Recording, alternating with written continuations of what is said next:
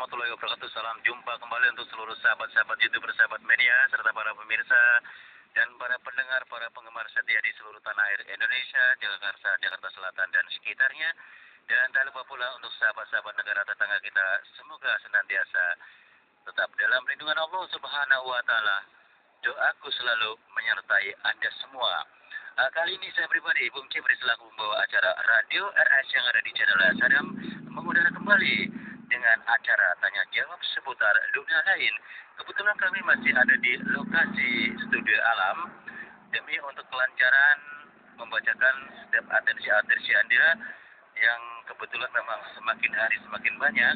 Saya berusaha semaksimal mungkin untuk mengatur schedule yang ada. Kali ini akan saya bacakan dari salah satu atensi yang bernama Yudi yang ada di Jakarta Timur. Nah, di Jakarta masih banyak ya. Kebetulan saya akan bacakan supaya saudara Yudi bisa mendengarkan yang ada di Jakarta Timur. Kalau memang ada sempat, kalau memang tidak sempat, Anda bisa melihat di mana adanya channel Sadam ya. Assalamualaikum warahmatullahi wabarakatuh. Salam jumpa Bung Jepri, saya Yudi dari Jakarta Timur. Salam senggol-senggol Bung Jepri ya. Salam kenal. Mudah-mudahan Anda bersama Radio RS Tetap Jaya mengudara di channel Sadam. Saya benar-benar kagum Bung Jepri dengan acara Anda nih. Baru kali ini YouTube tuh ada tanya jawab seputar dunia lain. Kalau saya lihat memang saya juga sebelumnya mempelajari adanya, banyak menolong kemaslahatan banyak orang. Jadi saya tidak susah-susah kemana-mana. Kalaupun saya melibatkan orang, barangkali orang pintar, setidaknya saya harus punya kantong yang tebal. Begitu kan Bung Jepri? Begini Bung Jepri, saya kan belum lama Bung Jepri, baru 2 minggu. Dapat topi Bung Jepri. Topi itu bertuah Bung Jepri. Kenapa saya katakan bertuah? Pada saat menemukan topi itu tuh jenisnya kayak anyaman bambu Bung Jepri. Ya kayak seperti orang petani kampung, gimana sih Bung Jepri? Pada saat itu di Jakarta Timur itu kan saya kan dekat-dekat tanah kosong tuh Bung Jepri. Saya lagi jalan-jalan Bung Jepri, ada topi meletak. Aku pikir ada orang lagi duduk, ternyata cuma topi aja. Nah terus ini topi siapa ya? Kebetulan saat itu menjelang maghrib Bung Jepri. Karena topinya cakep, lantas saya elus-elus. Ya Allah, ini topi siapa yang ketinggalan? Saya katakan demikian Jepri. Lantas begitu saya angkat, tiba-tiba ada suara Bung Jepri. Di topi itu berbicara. Anak muda, ambillah topi itu, rawatlah dengan baik di rumah Anda. Kalau memang Anda membutuhkan, mau ke sawah, mau kemana saja, mau dipakai silakan.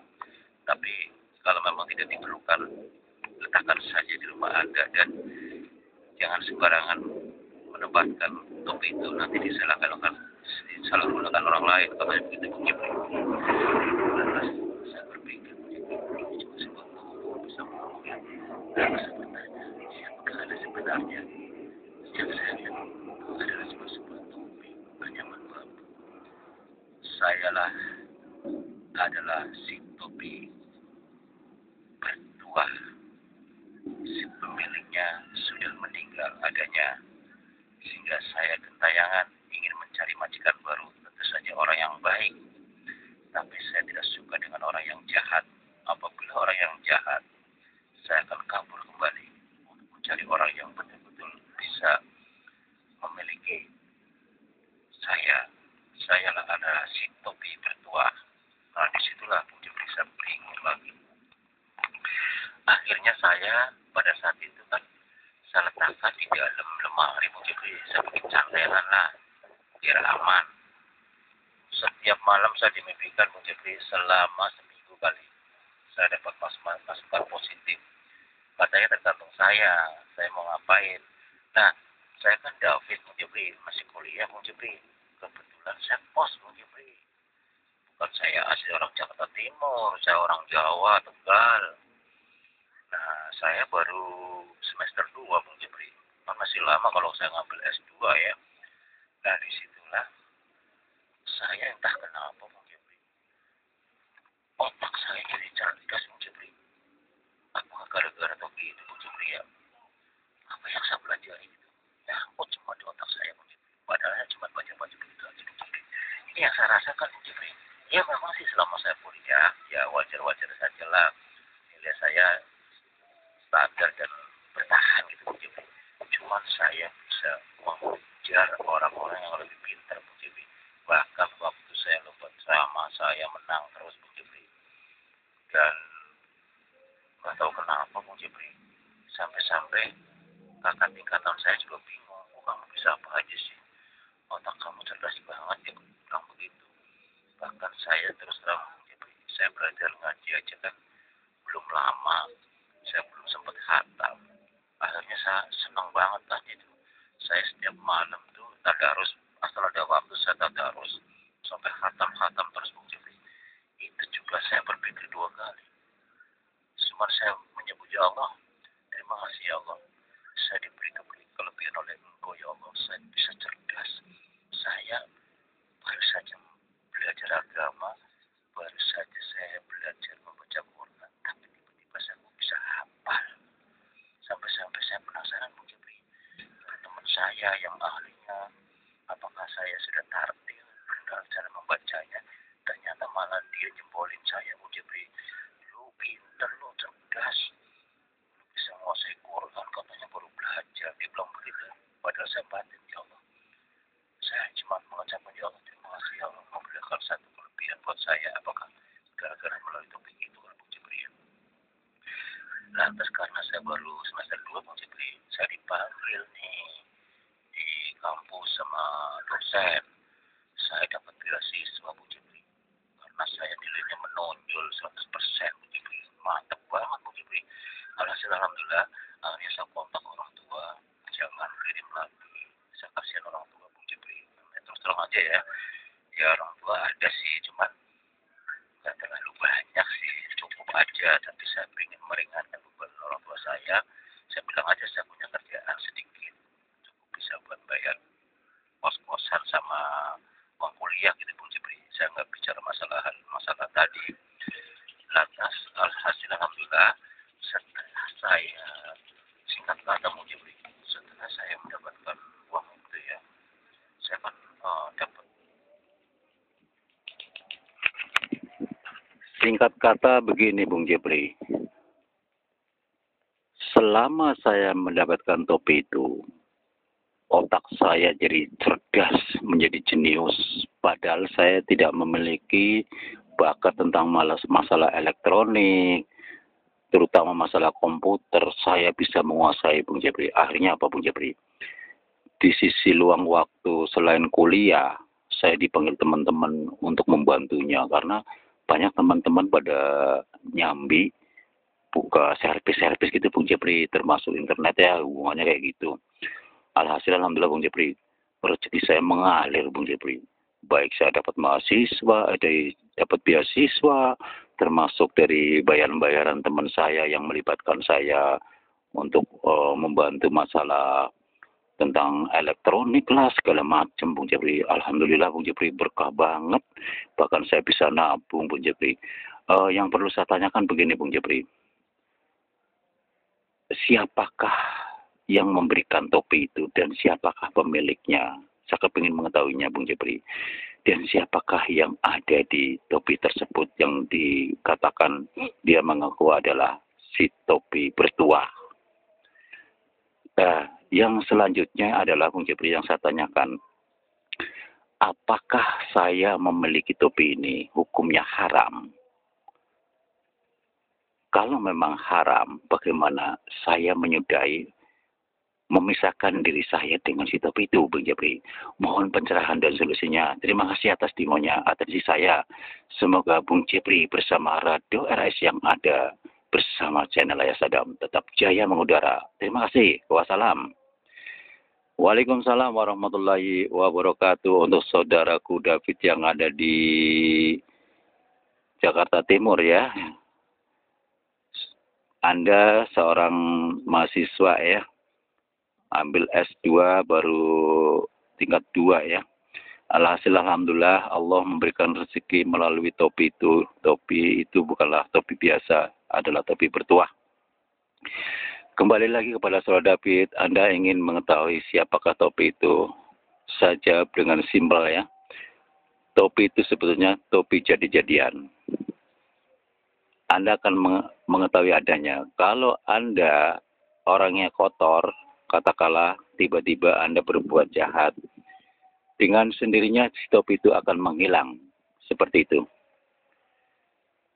Karena pada dasarnya Allah memberikan rezeki bermacam cara.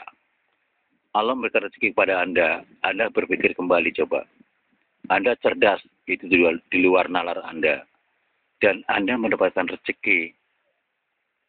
Beruntun dapat beasiswa karena kecerdasan Anda. Lantas semua teman-teman yang terkait, yang punya usaha, yang berhubungan dengan masalah elektronik, termasuk ya bangsa kayak seperti internet, Anda dilibatkan untuk membantunya, rezeki mengalir begitu. Jadi itu di luar nalar Anda ya. Jadi Allah memberikan rezeki bermacam-macam cara. Yaitu pertama kali masalah sesuatu benda, yaitu wujudnya topi bertuah. Jadi kembali kepada saudara David, bahwasanya si topi itu adalah yang Anda lihat. Sebetulnya kalau si topi itu Anda melakukan hal-hal kejahatan sekecil apapun, dia akan menghilang. Seperti itu ya. Kalau memang Anda seorang tawadu dan istiqomah, pertahankan dengan baik. Dan jagalah topi itu supaya tidak menghilang begitu. Dia bisa menghilang karena si pemiliknya. Kalau saya beritahu lagi dengan adanya topi itu adalah memang dulu pernah dimiliki oleh seorang yang sudah umur. Orang yang sudah meninggal. Biasanya seseorang yang memiliki benda bertuah, sekalipun orang yang sudah meninggal, benda itu akan melayang kemana-mana, ingin mencari majikan yang baik seperti majikan sebelumnya. Kebetulan barangkali Anda orang yang hatinya bersih, nah Andalah yang kedapatan. Nah disitulah. Kalau Anda bertanya, apakah ini haram atau halal? Saya jawab halal. Karena itu semata-mata karena Allah. Allah memberikan rezeki melalui satu benda. Bukan berarti Anda harus mengabdi, menyembah kepada satu benda, nauzubillah ya. Tapi tetap kepada Allah. Dengan melalui barang tersebut, Anda ekonominya berubah sehingga Anda tidak membebani orang tua. Jadi Anda pertahankan dengan baik. Jadi kuncinya adalah apabila Anda tiba-tiba menjadi orang jahat, topi itu akan menghilang begitu saja tanpa permisi ya. Mudah-mudahan Saudara David puas adanya pencerahan dan penjelasan dari saya, itu solusinya. Kembali lagi kepada Saudara David, saya menambahkan ya, menggarisbawahi, tolong Anda sudah hafal tadi ya, dengan sendirinya otaknya cerdas. Pasti Anda akan cepat mengamalkannya. Coba Anda amalkan surat Yasin ya, 3 ambal, termasuk suratul Fatihah 2500 dan surat Al-Kahfi di ayat 107 sampai 110, 111 dan ayat kursi 13. Gunanya apa? Setelah itu Anda niatkan, ya Allah, saya niatkan engkau mengamalkan ayat-ayat suci Al-Quran yang ada untuk mengendalikan si kudam yang ada di topi tersebut. Sebab ini bukan kali ini aja.